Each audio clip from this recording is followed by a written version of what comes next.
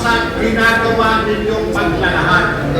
Ang mga ipinakita ninyo, wala na, sa mga lubat na ito lahat. ninyo, mayroon akong tanong.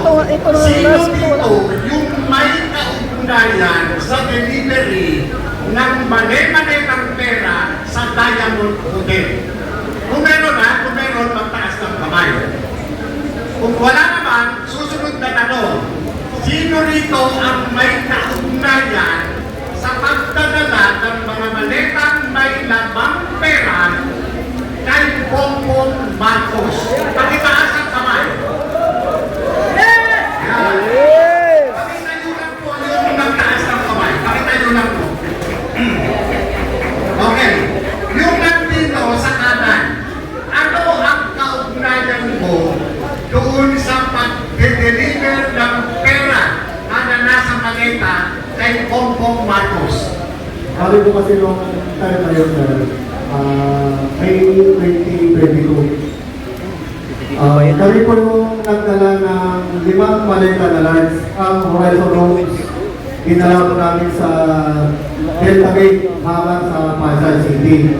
Isinamay po namin sa Lexus na itim na plate number NFX 8886. At sa kabilang kapan po namin ng Hilux na full profit na black, plate number Eco Alpha Foxtrot 7121. At yung po yung dinala, inasabit tubig, nasa kami po sabi doon sa Ilocos. Doon sa sinasabing dinala mo kong maleta, natatandaan mo pa ba kung sino-sino ang kasama mo na nagdala nito? Yes sir, ang driver po namin noon ay si dati po kasama na si driver Nelson Paitan. Kasama yung bangka po si Ronnie Sevilla po. Hindi ko matandang kung sino doon nakaabot sa bangka. At itong mga kasama mo, mga ano ito, tauhan nilo. Kasama ko po, ang plano po ni boss namin po. At itong mga ginagawa ninyo, pagdadala ng maleta na nagkakaroon ng pera, sino ang nag-utos sa inyo?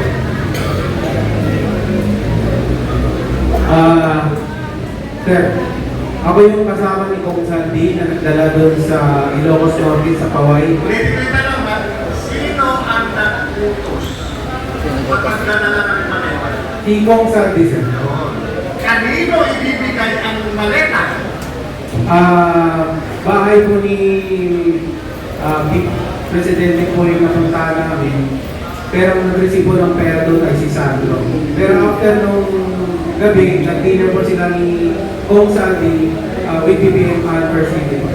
Nabanggit nyo kanina, from Horizon, dinala nyo sa hanggang, tama? Yes po, tama sir. Ilang maleta ang dala ninyo? 5 sir, 5. Kung natatandaan ninyo, yung 5 maleta, ano-ano yung mga sizes dito? Isang sizes lang yung search estimated ang laman nun is 50 million pataas. Yes sir. 50 million. Yes sir. Okay. Ito 50 million na ito, dinala nyo sa hanggang, iniman nyo sa hanggang? No sir, nag-flight po kami ni Kong Sandy with air taxi via plane. Dapat po kami sa Lawag Airport. Isa na kayo nyo sa aeroplano. Yes sir. Ibig sabihin, merong bidding ito, airway bidding, tama ba? Yes sir. Nasa inyo yung kopya ng airway bidding. Ano po niya sir is si Martin Romualdez po. Ang ng plane namin sir. Private plane. Makiulit nga, saan nyo dinala? Sa Lawag City sir, nag-flight kami sir sa Lawag. Then dinala namin sa Kaway sir.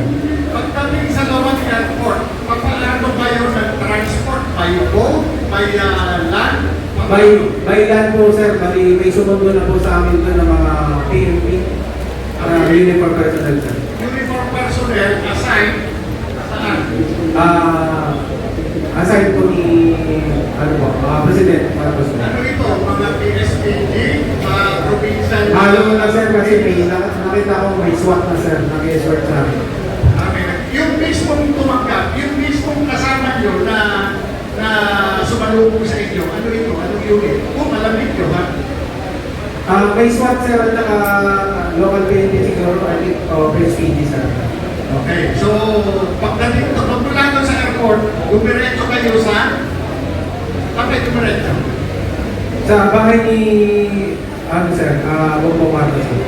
Sa bahay ni Bongbong Marcos. Yes sir. Papaano nyo na lamang bahay ni Bongbong Marcos? Binanggit po na sa akin ni Kung Santi pupunta kami sa bahay nila sir. Sinabi ng boss mo. Yes sir. Pupunta namin po yung bahay ni President Bongbong Marcos sir. Yung boss mo na si Santi ko. Yes sir. Okay, pagdating doon sa bahay, sino ang sumalubong? At Ang sino ang tumanggap nung dala rin yung maleta? Ang sumalubong sa amin sir ay si Kong Sandro. Siya po yung nag-receive. Actually may picture kami niya sir. Pagdating mo na ulit, sino itong Sandro na ito na sumalubong?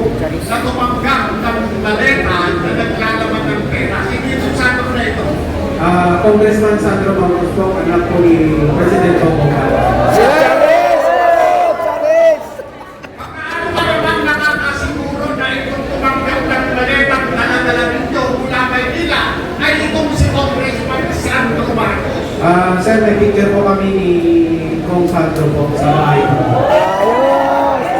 Maliba, doon sa sinasabi ng delivery, nakiilang ulit kayong nagdala ng pera Isang beses na po kami nagdala ng pera sa bahay po. sa bahay niya, sa Ilocos. Yes, sir. Maliban doon sa Ilocos, saan pa, kung meron ba? Yun lang po sir, sa iba ibang kasama ko sa Maliban sa iyo, sino-sino pa ang nagkaroon ng pagkakataon na mautusan ni Congressman Saldico na magdala ng maletang naglalaman ng pera dito kay Bongbong Marcos? Makitaas ang kamay.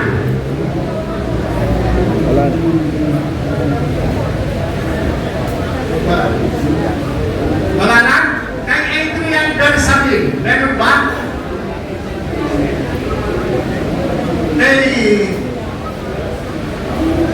Kay Lisa Marcos, meron ba?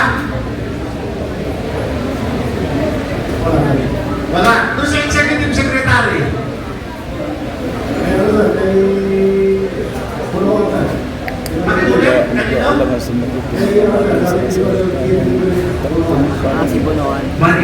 Kay Secretary Manny Bonoan. Ano ang kaugnayan ni Secretary Manny Bonoan dito sa sinasabi ko?